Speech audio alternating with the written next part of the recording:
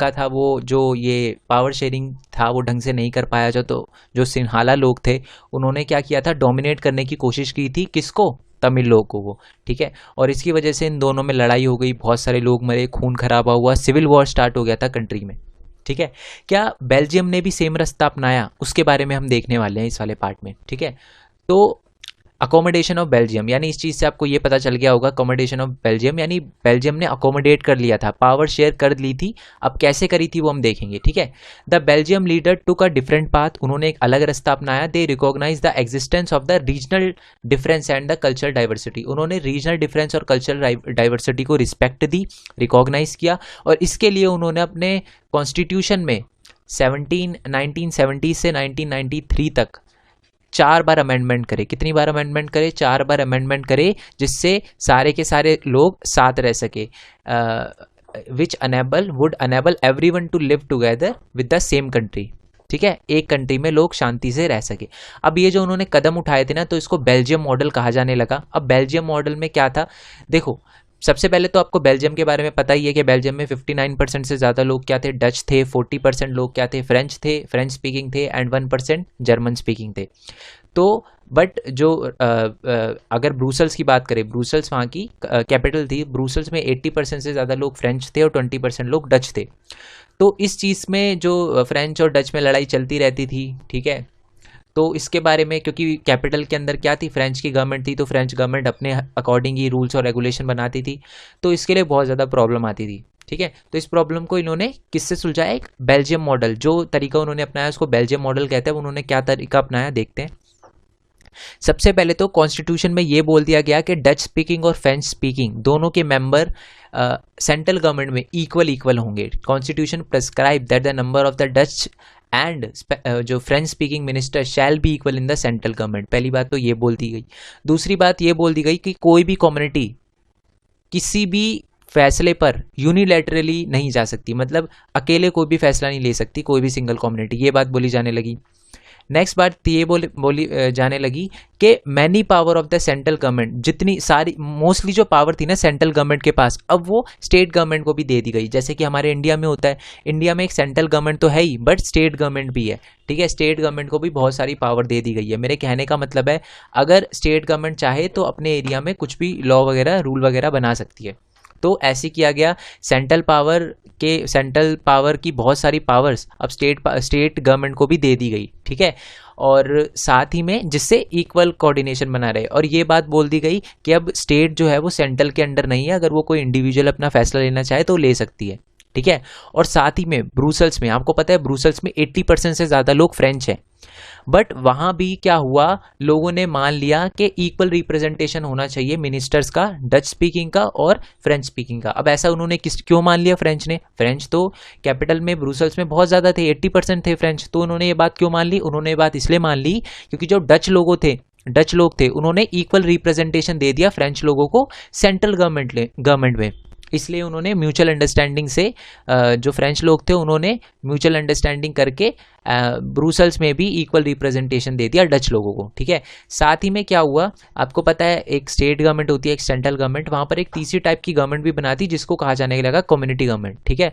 Community government यानी नाम से पता चल रहा है कम्युनिटी पे बेस्ड थी। मेरे कहने का मतलब है, डच लोगों की अलग कम्युनिटी गवर्नमेंट होती थी, फ्रेंच लोगों की अलग कम्युनिटी गवर्नमेंट होती थी, जर्मन लोगों की अलग कम्युनिटी गवर्नमेंट होती थी, ठीक है।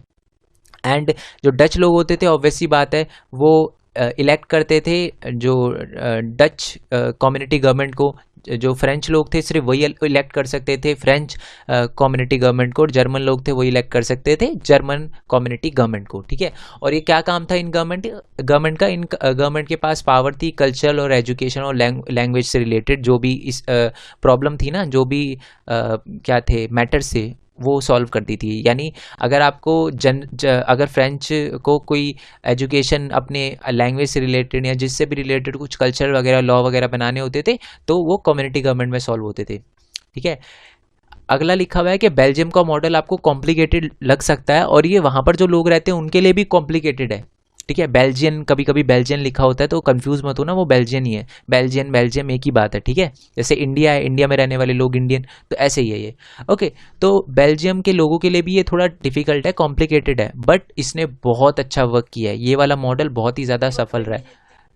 इसी वजह से ये मॉडल इतना ज़्यादा सफल रहा कि यूरोपियन यूनियन, एक बहुत बड़ा यूनियन है, यूरोपियन यूनियन ने अपना जो हेडक्वार्टर है वो ब्रूसल्स को बनाया, क्योंकि वहाँ बहुत ज़्यादा शांति थी और बहुत लोग सुकून से रहते थे, लड़ाई झगड़े का कोई चांस ही नहीं था।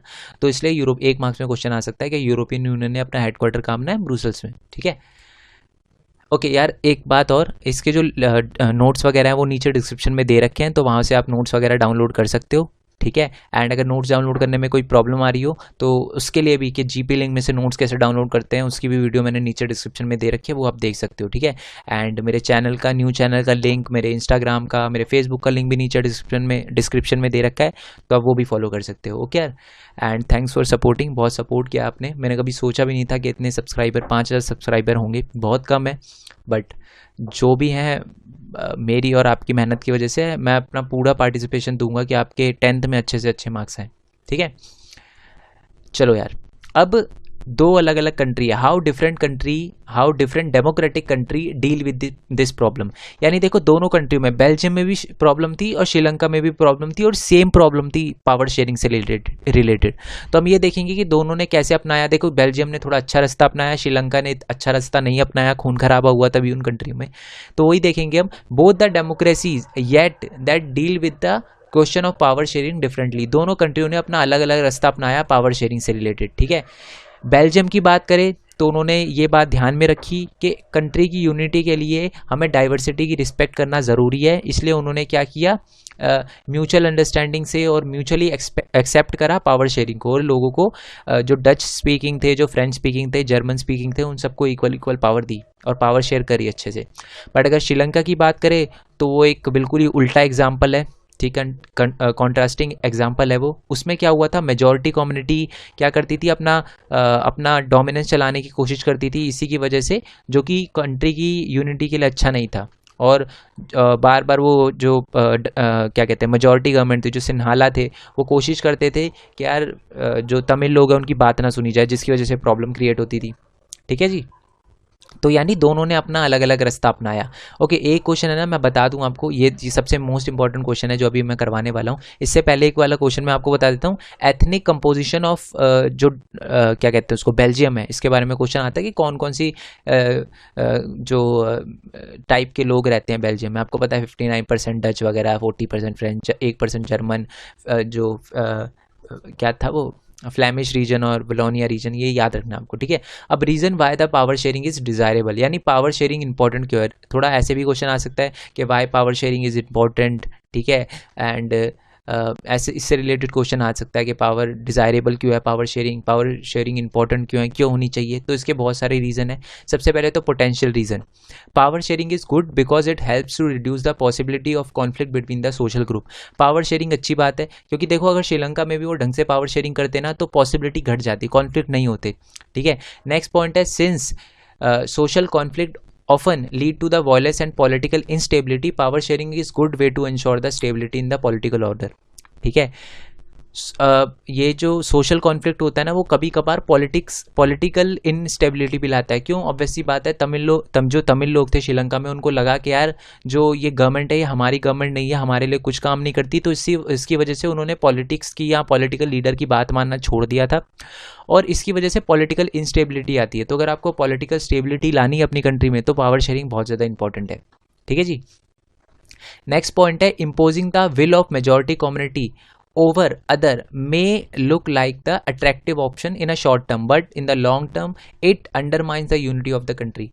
जब स्टार्टिंग में, जब ये सिंघाला ने ऐसा करना स्टार्ट किया था ना, अपना मेजॉरिटेरियन रूल स्टार्ट करना स्टार्ट किया था, मतलब मेजॉरिटेरियन रूल और मेजॉरिटेरियन मेजर लेना स्टार्ट किया था, स्टार्टिंग में तो उनको लगा मजे आ गए, बस वो बहुत खुश थे क्योंकि सारे के सारे उनके अकॉर्डिंग ही काम हो रहा था। बट धीरे धीरे क्या होता है, तमिलों के बीच में गुस्सा भड़क गया, और शॉर्ट टर्म में तो सिन्हाला लोगों ने बहुत मजे किए, बट लॉन्ग टर्म में वो कंट्री की यूनिटी के लिए बहुत ज़्यादा घातक हुआ। क्योंकि अब क्या था, जो सिन्हाला लोग, जो तमिल लोग थे, उन्होंने कह दिया कि हमें अपना एक अलग नेशन बना के दो, अपनी एक अलग कंट्री बना के दो, ठीक है।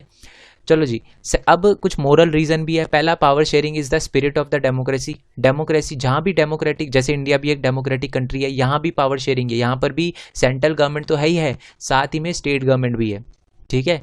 तो पावर शेयरिंग एक डेमोक्रेटिक कंट्री की स्पिरिट है, जहाँ भी डेमोक्रेटिक कंट्री है वहाँ पर पावर शेयरिंग होना ही होना चाहिए। A democratic rule involve sharing power with those affected by it exercise who have to live with its effect.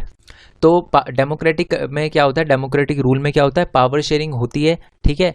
और those who are affected by, मतलब जो पावर शेयरिंग होती है उन लोगों के बीच में जो उस फैसले से अफेक्ट होते हो। मान लो इंडिया में कोई क्या कहते हैं, कुछ भी फैसला लिया जा रहा है तो सबके लिए है, जो पूरी कंट्री में सबके लिए है, तो सबकी बातें सुनी जाएगी, क्योंकि सारे के सारे लोग उससे अफेक्ट होंगे।